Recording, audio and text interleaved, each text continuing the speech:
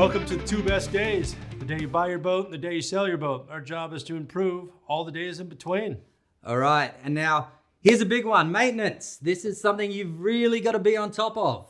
It does, regardless of whether it's a sailboat or a powerboat. You know how many times I've heard, oh, it's a sailboat. Well, the sail's got to be maintained as well. Regardless if you use it or you don't use it. Yeah, time marches on. Yes. Entropy is the enemy of everything. Exactly. So in maintaining your vessel, there's a few things that you're gonna have to do, whether you like it or not. The bottom's gonna have to be cleaned. The bottom's paint's gonna have to be redone. Oil changes, all the basic maintenance stuff. We can go on and that for a long time. And we'll do more episodes on the specifics on it. But the biggest key item, the biggest mistake that all of us in the industry have seen is deferred maintenance. Yep. You know, you're like, I'll push it back. I understand that has to happen for budgeting reasons. Things happen, all of a sudden you're like, I can't do an oil change this week. I just did an oil change on a twin engine boat with a generator last week, and I think it was just shy of $2,000. Right. And I get it, push it back a week, but understand you pushed it back, don't forget it. And that's the thing, understand you pushed it back. And the best way to know that a lot of people don't push it back, they just forget. They don't realize how fast time goes. Get yourself a maintenance log. Write it down. So when you go, oh, when was the last oil change done? You go, oh, it was done, 2 years ago or 6 months ago. It could have been 2 years ago, not 6 months ago. If it's in the logbook, it's also going to help you looking forward. Mm-hmm. If something starts to go, hey, that's a little bit rusty or a little bit of a problem here. Didn't I just change that? Look in the logbook.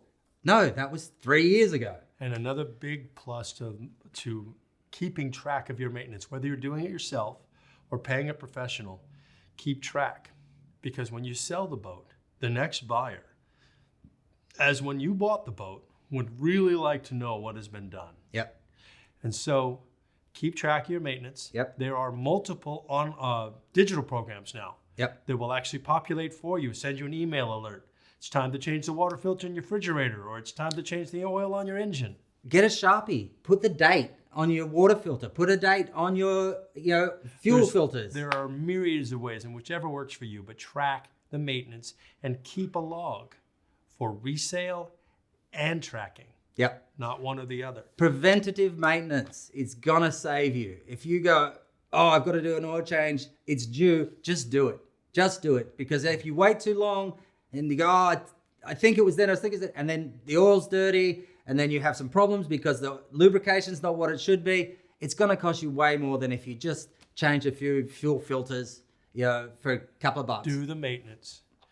Plan the maintenance, or it'll plan itself, and it won't fit your schedule or your budget. Right. And educate yourself. Know what parts you have. Have the list. Get the manual for your boat. This is your boat. Yes. You need to know what parts, it'll save you a fortune if you buy your own filters. Because you know what they are. Because otherwise you're paying a professional, they have to look it up, they have to find it. They're going to charge you for all that stuff. But yes, as Tim mentioned, get the manuals for your boat. If you have a 53 Hatteras built by, AMC, built them for years back then, get the manuals. They're online. Find them, put them on board. Get the engine manuals, the generator manuals, the autopilot, all the equipment you have, find the manual. Spend the time. If you can't find it for whatever reason, try and write one yourself. Right.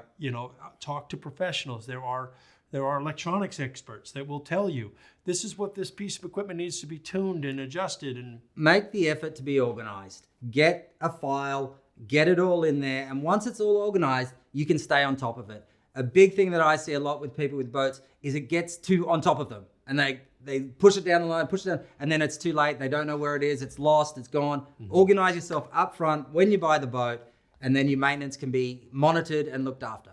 Every time I work for a boat for a very well-organized and motivated client, it saves them money.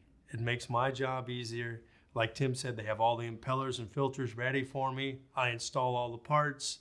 They've saved themselves hundreds of dollars, and the maintenance is done properly. On that note, you can do your own maintenance. Absolutely. I do all my own maintenance on my boat, obviously, but it still costs money. Yep. Use the right stuff. It's very important. The correct oil is really important. Make sure you have it. If the mechanic just uses a general oil, because he doesn't know, then you know, have the right oil. Tell him, this is a 2-stroke Detroit, takes Della 100. You know, key environment, key piece of it, but that's where you get that information from the manuals. And so, you know, on that note, we hope this makes your time on the water better. And good luck.